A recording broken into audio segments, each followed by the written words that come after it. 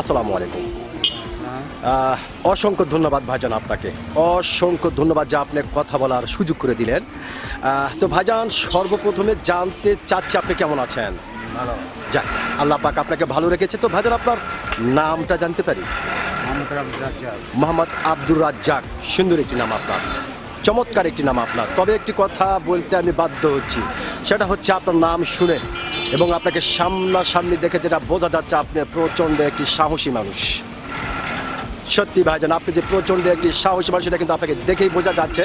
তো ভাইজান, যেহেতু আপনি বাংলাদেশের একজন সচেতন নাগরিক এবং একজন সাহসী মানুষ, সেই ক্ষেত্রে এই বিষয়টি আপনার কাছ থেকে জানতে চাচ্ছি যে কারো কাছে কাঙ্ক্ষিত, আবার কারো কাছে অনাকাঙ্ক্ষিত, যেভাবেই হোক না কেন, বিএনপি জনাব তারেক রহমান বিপুল ভোটে জয়লাভ করে প্রধানমন্ত্রী হয়েছেন।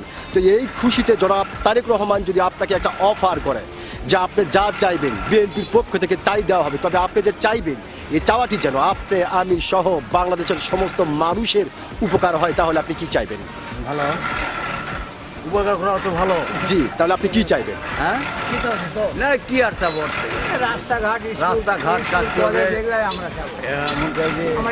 এলাকারই উন্নয়ন করবে, এই তো আর কিছু না।